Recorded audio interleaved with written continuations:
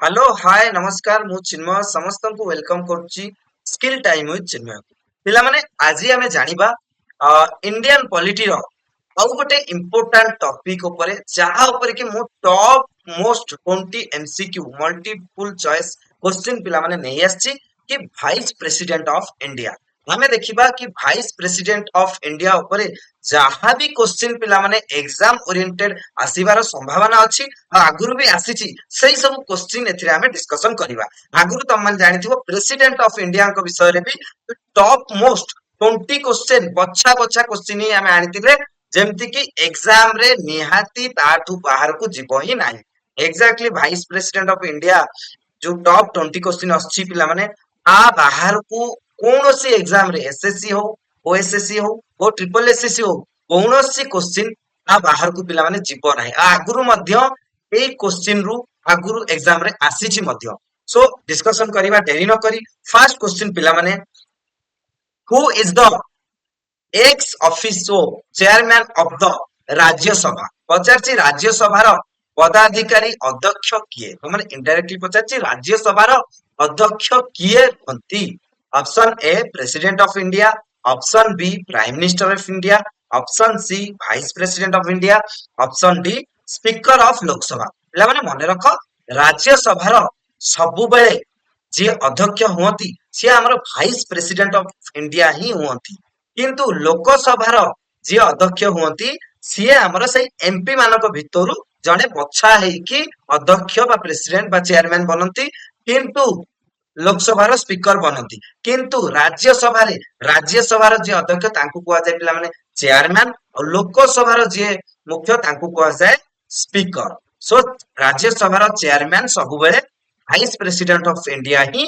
होती next question number 2 which article of the Indian constitution deals with the vice president पचारची भारतीय संविधान रो केउ धारा रे उपराष्ट्रपति विषय रे व्यवस्था रही article 52 article 63 article 72 article 76 right answer होची आर्टिकल 63 कहूची कि भारत रे जने उपराष्ट्रपति रहिबा दरकार next question number 3 the vice president of India is elected by भारतर उपराष्ट्रपति को किए निर्वाचन करती option A member of both houses of parliament option B member of Lok Sabha only option C member of Rajya Sabha only option D elected member of state assemblies ताले मने रख पिला माने वाइस प्रेसिडेंट को राष्ट्रपति को जेमती निर्वाचन हुए वाइस प्रेसिडेंट को भी सेमती निर्वाचन होता है ताले मने रख सबु मेंबर बोथ राज्यसभा लोकसभा जो माने इलेक्टेड है कि आसी थांती मेंबर ऑफ लोकसभा और राज्यसभा बोथ मेंबर ता सहित पिला माने स्टेट असेंबली रो जो माने इलेक्टेड है थांती से माने किंतु एठी ऑप्शन टिके डिफरेंट देइछि जदी एठी हमें राइट आंसर देखिबा option number A member of both houses of parliament होछि राइट आंसर कि राष्ट्रपति को इलेक्शन ले बोथ हाउसेस ऑफ पार्लियामेंट रो मेंबर्स भाग नियंती नेक्स्ट जिबा 4 number question the vice president is elected by which method उपराष्ट्रपति को निर्वाचन केउ पद्धति रे हुए option A fast past the post system option B proportional representation by means of single transferable vote option C direct election option D nomination right answer पिला माने होची proportional representation by means of single transferable vote ना माने कोन पिला माने हम देश रे जेति की राज्य अछि से राज्य रो जो माने मेंबर ऑफ पार्लियामेंट राज्यसभा को बा लोकसभा को जो माने पिला माने इलेक्टेड होंती समस्तकर वोट रो पावर समान न थाए जदि मु पिला माने कहिबी ओडिसा रे हमरो 21 टी लोकसभा आसन और उत्तर प्रदेश रे 80 टी लोकसभा आसन उत्तर प्रदेश रो जणे गोटिए एमपी रो जेति की वोट पावर अछि ओडिसा रो जणिए एमपी रो सेति की वोट पावर पिला माने नाही ताठू टिके कम रहबो सही हिसाब रे रिप्रेजेंटेशन करे पॉपुलेशन हिसाब रे कि गोटिए एमपी को क्षेत्र रु आसुची सही हिसाब रे तार वोट रो पावर गणा जाय बुझियला नेक्स्ट क्वेश्चन जिबा question number 5 what is the minimum age required to become vice president उपराष्ट्रीय हेबा पई सर्वनिम्न बयस केते? ऑप्शन ए 25 वर्ष, 30 वर्ष, ऑप्शन सी 35 वर्ष ना ऑप्शन डी 40 वर्ष। करेक्ट आंसर पिला माने 35 वर्ष मिनिमम एज हवा दरकार उपराष्ट्रपति हवा पई। Next question 6 number question, what is the term of office of the vice president? उपराष्ट्रपति को कार्यकाल केते? 4 वर्ष, 5 वर्ष, 6 वर्ष ना 7 वर्ष? मन रख पिला माने 5 वर्ष होची वाइस प्रेसिडेंट बा उपराष्ट्रपति को कार्यकाल। Next question, who administers the oath of office to the vice president?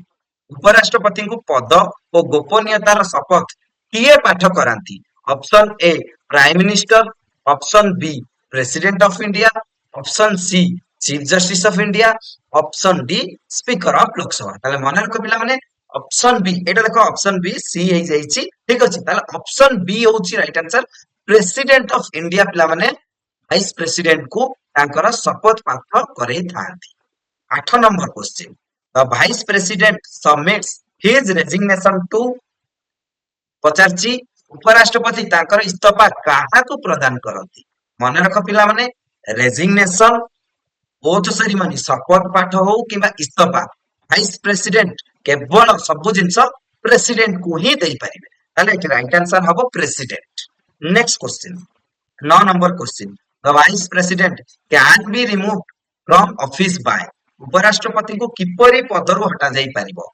Option A impeachment by parliament, option B president order, option C resolution of Rajya Sabha agreed by Lok Sabha, option D supreme court order. The right answer होची पिला माने resolution of Rajya Sabha agreed to by Lok Sabha. ताले मन रख पिला माने vice president को पई किछि इम्पीचमेंट सिस्टम नाही, थिरे केवल जदि राज्यसभा रे से माने पास हे जाउची कि उपराष्ट्रपति को आमे पदरु हटेई परिबु, राज्यसभा रो पास होइतिया दरकार, लोकसभा रे एग्री हवा दरकार। एति गेले आमे वाइस प्रेसिडेंट को ताका पदरु हटेई परिबा।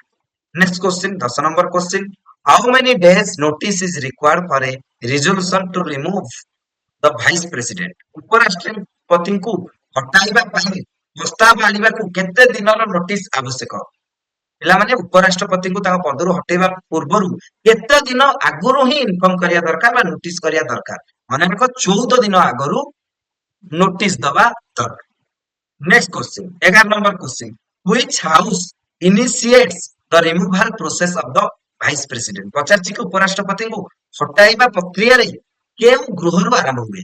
Option A Lok Sabha, option B Rajya Sabha, option C both houses, option D president. ताले क्वेश्चन ले कोन पचारची कि जो हमर उपराष्ट्रपति को हटाइबा पई जो प्रक्रिया ना को स्टार्ट हुए? ताले मन रख पिला माने राज्यसभा रो ही स्टार्ट हुए, कारण वाइस प्रेसिडेंट होचंती राज्यसभा रो चेयरमैन, सेति पे राज्यसभा रो ही से प्रोसेस स्टार्ट हुए removal process. 12 number, who acts as president when the office of president becomes vacant? राष्ट्रपति पद खाली हेले किए राष्ट्रपति भावे कार्य करती? Option A prime minister, option B chief justice of India, option C vice president, option D speaker of Lok Sabha. मन रख पिला माने जेतेबेले राष्ट्रपति कोनोसी कारण आइदर इस्तफा दियंती किबा ताको पदरु जदि ताको बाहर कर दिया जाए, ताहले इलेक्शन हबा पर्यंत नेक्स्ट इलेक्शन से पर्यंत वाइस प्रेसिडेंट ही राष्ट्रपति भावे कार्य करिवे। ठीक अछि। Next question 13 number question, when the vice president act as president, who perform the duties of chairman of राज्य सभा? बढ़िया क्वेश्चन रे, उपराष्ट्रपति राष्ट्रपति भावे जेबे कार्य कला बेले राज्य सभा अध्यक्ष बा चेयरमैन रो कार्य किए करती? Option A president, option B deputy chairman of Rajya Sabha, option C prime minister, option D speaker of Lok Sabha. ताले 50 क्वेश्चन ले पिला माने त राष्ट्रपति नथिबे कोनोसी कारणरू एक पद खाली थिबो, सेतेबेले कोन वाइस प्रेसिडेंट उपराष्ट्रपति राष्ट्रपति भाबे कार्य करिवे। जेतेबेले उपराष्ट्रपति राष्ट्रपति भाबे कार्य करिवे आल से राज्यसभा चेयरमैन भी आउ हेबे नै, ताले सेही समय रे राज्यसभा चेयरमैन किए हबो 50। ताले मने रख पिला माने सेही समय रे जेतेबेले वाइस प्रेसिडेंट राष्ट्रपति भावे काम करती, डेप्यूटी चेयरमैन ऑफ राज्यसभा ही चेयरमैन काम करती राज्यसभा। बुझिला।